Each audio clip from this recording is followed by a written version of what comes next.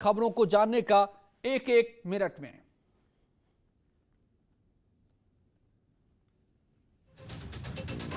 भी सतर्क हो गई और इसको लेकर कोरोना की नई गाइडलाइन एक बार फिर से जारी कर दी गई। दरअसल प्रधानमंत्री मोदी ने कोरोना को लेकर राज्यों के साथ बैठक की और उसके बाद यूपी सरकार में मुख्य सचिव आर.के. तिवारी ने कोरोना की नई गाइडलाइन जारी कर दी। इसके लिए बाकायदा जिला अधिकारियों और मंडलायुक्तों को एक पत्र लिखा गया। उस पत्र में कहा गया है कि जिन राज्यों में कोरोना का असर दोबारा से ज़्यादा दिखाई दे रहा है, उन राज्यों से आने वाली फ्लाइट और रेलवे यात्रियों की एंटीजन टेस्टिंग की व्यवस्था की जाए। अगर इस मौके पर लक्षण दिखाई दिए तो फिर RT-PCR जांच के लिए नमूने लिए जाएंगे। दस्तक अभियान के जरिए घर घर जाकर टेस्टिंग को शुरू किया जाएगा। दरअसल इस व्यवस्था को फिर से शुरू करने के पीछे सरकार का तर्क है कि कई राज्यों से बड़ी संख्या में लोग आए हैं। ऐसे में सरकार लोगों की कोरोना टेस्ट कराएगी।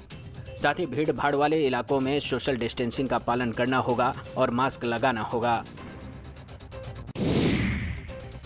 कोरोना के केस एक बार फिर से भारत में बढ़ते दिख रहे हैं। ये इसलिए भी बढ़ रहे हैं क्योंकि देश में सब कुछ सामान्य होता दिखाई दे रहा है। लोग कामकाज के लिए निकल रहे हैं, ऐसे में एक दूसरे के टच में आ रहे हैं।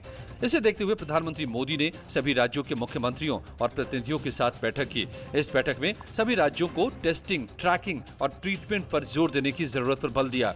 दरअसल महाराष्ट्र, पंजाब, केरल में एक बार फिर से कोरोना संक्रमण का खतरा बढ़ रहा है। कई जगह देखने को मिल रहा है कि मास्क को लेकर अब स्थानीय प्रशासन द्वारा भी उतनी गंभीरता नहीं दिखाई जा रही। मेरा आग्रह है कि स्थानीय स्तर पर गवर्नेंस को लेकर जो भी दिक्कत है, उनकी पड़ताल, उनकी समीक्षा की जानी और उन दिक्कतों को सुलझाया जाना, ये मैं समझता हूं वर्तमान में बहुत आवश्यक है।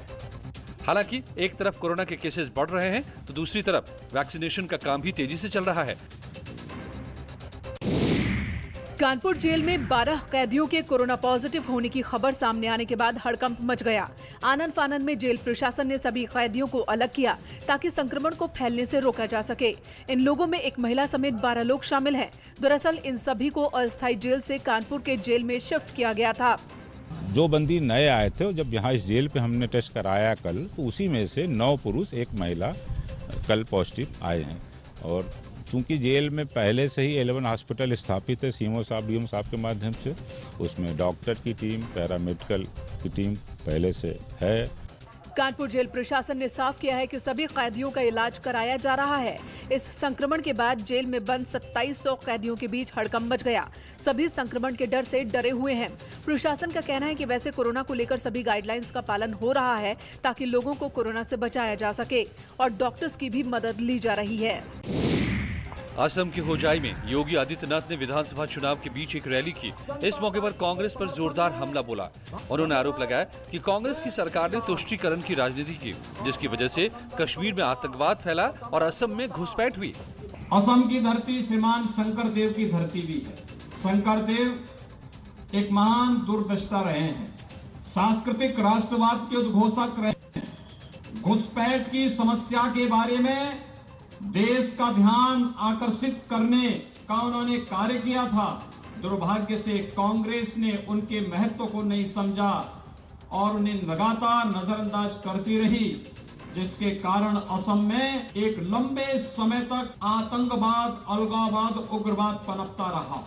योगी ने रैली में दावा किया कि असम की धरती शंकर देव के कारण बच पाई। अगर कांग्रेस की कूटनीति चलती और षड्यंत्र सफल होता तो असम की धरती भारत के लिए उसी तरह से खतरा पैदा करती जिस तरह से घुसपैठियों ने घुसकर दूसरे राज्यों में विवादों को जन्म दिया। योगी आदित्यनाथ लगातार बीजेपी के लिए चुनाव प्रचार करते दिखाई दे रहे हैं, क्योंकि 5 राज्यों में होने वाले विधानसभा चुनावों का ऐलान हो गया है, जिनका रिजल्ट 2 मई को आएगा। ऐसे में मुख्यमंत्री योगी ने असम के रंगिया और कनाई गांव में भी रैलियां की, जहां उन्होंने कांग्रेस पर जोरदार हमला बोला। श्री सोनोवाल जी के नेतृत्व में जिस तेजी के साथ उन्होंने असम के अंदर कार्य किया है और खास तौर पर इस विधानसभा क्षेत्र में, वो अपने आप में एक अभिनंदनीय कार्य है, अन्यों के लिए प्रेरणादायी कार्य है। ये इसलिए संभव हो पाया क्योंकि भारतीय जनता पार्टी का नेतृत्व विकास के पैमाने पर न जाति, न क्षेत्र, न भाषा, न किसी भी अन्य बात के आधार पर कोई भेदभाव किसी के साथ नहीं करती है। वैसे योगी आदित्यनाथ यूपी की तस्वीर के सहारे असम की सरकार को घेरने का काम कर रहे हैं। उन्होंने लोगों को भरोसा दिलाया है कि पीएम मोदी के नेतृत्व में देश का विकास हो रहा है और सबका साथ सबका विकास ही हमारी सरकारों का संकल्प है। योगी आदित्यनाथ लगातार चुनाव प्रचार में जुटे हैं। बंगाल से लेकर असम तक रैली कर बीजेपी के पक्ष में माहौल बनाने की कवायद कर रहे हैं। ऐसे में अखिलेश यादव ने इटावा में योगी आदित्यनाथ सरकार पर जोरदार हमला बोला। उन्होंने कहा कि प्रदेश की जनता महंगाई से परेशान है और योगी आदित्यनाथ चुनाव प्रचार में व्यस्त हैं। मैं उन्हीं से जानना चाहता हूं कि जिस उत्तर प्रदेश की जनता ने उन्हें इतना बहुमत दिया है, आज उत्तर प्रदेश की जनता महंगाई से क्यों परेशान है? आज उत्तर प्रदेश की जनता को डीजल पेट्रोल क्यों महंगा खरीदना पड़ रहा है? उत्तर प्रदेश की जनता को और खासकर गरीब जनता को उज्ज्वला क्यों महंगी खरीदनी पड़ रही है? बिजली क्यों महंगी मिल रही है? वैसे सरकार के दावे पर अखिलेश यादव ने पलटवार किया। उन्होंने कहा कि प्रदेश सरकार पूरी तरह से कानून व्यवस्था में फेल रही। हमारी सरकार के कामों को योगी सरकार अपना बता रही है और बंगाल के सियासी संग्राम पर अखिलेश ने कटाक्ष किया। उन्होंने आरोप लगाया कि जो पार्टी खुद वोट लेने के लिए नाटक करती है, वो ममता की चोट पर सवाल करती है। किसानों का आंदोलन लगातार खिंचता जा रहा है। 100 दिन से ज्यादा गुजर चुके हैं।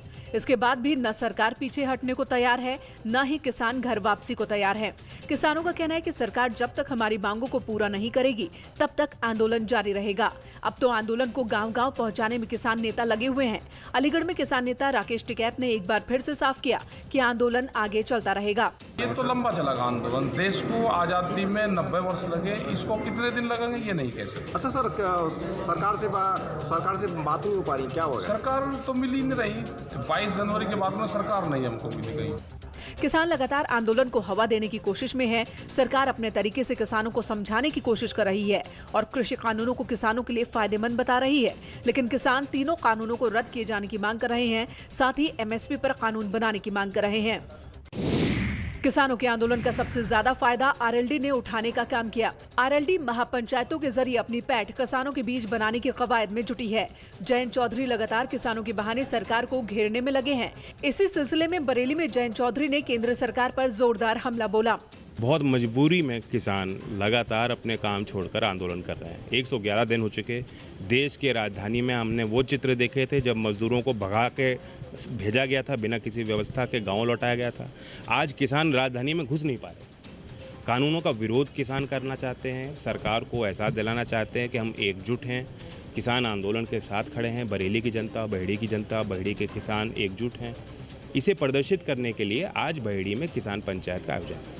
दरअसल किसानों को अपनी मांगों को लेकर आंदोलन करते हुए करीब 111 दिन बीत चुके। दिल्ली के चारों तरफ किसान बैठे हैं और इसी को बहाना बनाकर जयंत चौधरी ने कहा कि मोदी सरकार हठ धर्मिता पर अड़ी है। ऐसे में अब लोगों को वोट की चोट करनी होगी, तभी सरकार सुनेगी। किसान नेता राकेश टिकैत ने देश भर में चक्का जाम की अराजक धमकी दी है।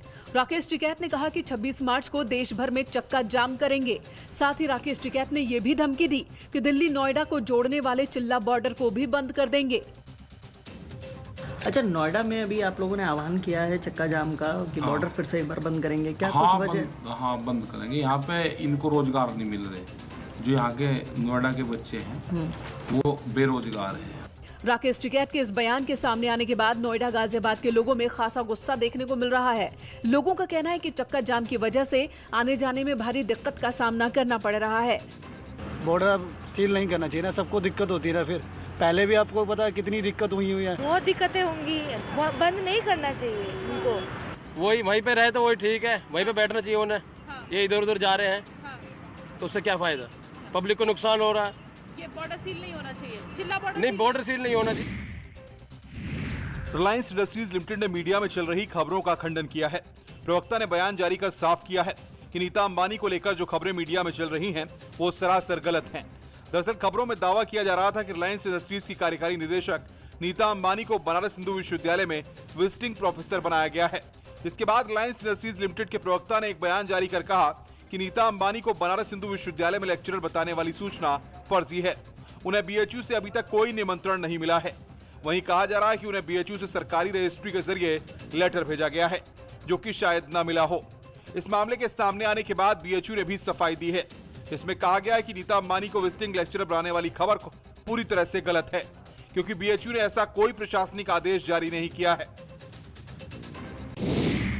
जनशताब्दी की इन तस्वीरों ने ट्रेन में बैठे हर शख्स को डरा दिया। गनीमत रही कि कोई बड़ा हादसा नहीं हुआ, लेकिन इन तस्वीरों को देखिए। आपने ट्रेनों को इस रफ्तार से आगे दौड़ते देखा होगा, लेकिन इस तस्वीर में दिख रही ट्रेन पीछे दौड़ रही है। इन तस्वीरों को देखकर हर कोई हैरान था, क्योंकि इसके पीछे की वजह साफ नहीं थी। आज की तस्वीरें सीधे बता रही हैं कि ये जो नदन्ना का पुल है, यहाँ पर ये ट्रेन आगे रुकी है। और अगर आप देखेंगे, इस बार सिर्फ इंजन नहीं है, इस ट्रेन के साथ में ये देखिए ये बोगियाँ लगी हुई हैं। कहीं ना कहीं यहाँ पर ट्रेन में यात्री बैठे हुए थे और उन यात्रियों को जान की सुरक्षा रेलवे विभाग नहीं दे पाया और ये घटना घटी है। जितना हम रास्ते भर में ट्रेन में सफ़र करा हमने बैग में, हमें किसी ने भी कोई सूचना नहीं दी। हम रेलवे में फ़ोन करते रहे, पुलिस को फ़ोन किया, पुलिस से मेरी बात हुई, तब यहाँ पुलिस वाले आए। जब यहाँ ट्रेन रुकी है, पता नहीं कैसे रुकी है।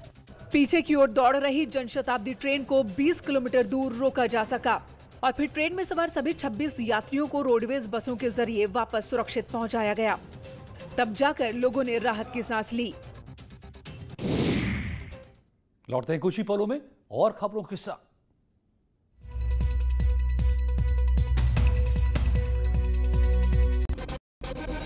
घरों से शहरों